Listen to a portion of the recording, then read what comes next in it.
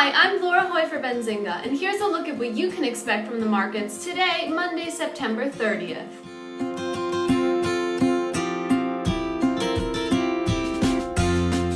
With no movement on an emergency spending bill, U.S. shares slipped as investors braced for a government shutdown.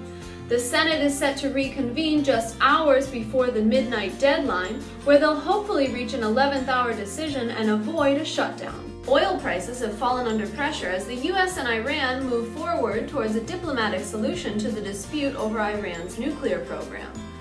On Friday, Barack Obama and Iranian President Hassan Rouhani spoke directly via telephone for the first time since 1979. Silvio Berlusconi pulled his party's ministers from the already fragile Italian coalition government.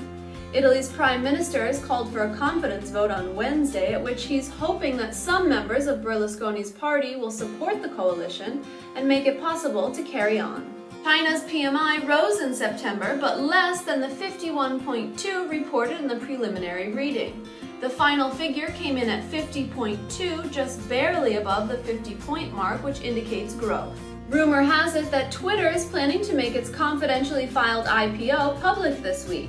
The company is reportedly planning to hold its IPO before Thanksgiving this year. Asian markets were mostly down on Monday. Australia's ASX 200 was down by 1.66%. The Hang Seng Index was down by 1.39%. Indonesia's JSX Composite was down by 1.55%. And the Japanese Nikkei had the largest losses, down by 2.06%.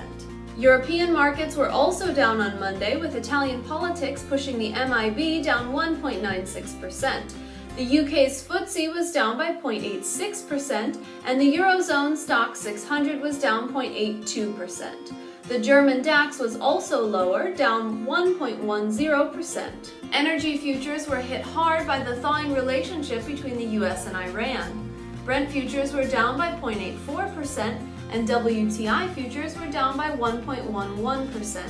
Metals were up across the board. Gold was up 0.20%, and aluminum gained 0.99%. In currency markets, the euro softened against the dollar, but the dollar was under pressure amid uncertainty about the government shutdown.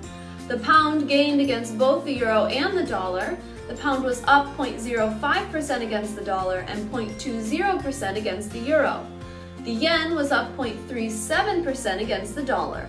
Oracle gained 0.30% in pre-market trade after losing 0.79% over the past 5 days. Bank of America lost 1.44% in pre-market trade, adding to its 3.74% loss over the past 5 days. Carnival continued its losing streak and lost 1.25% in pre-market trade.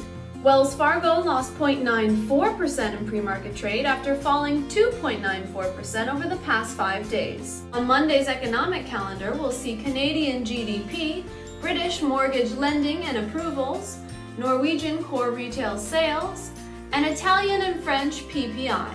And that's it for today's Market Primer. I'm Laura Hoy for Benzinga, wishing all of you good luck on your Monday trades.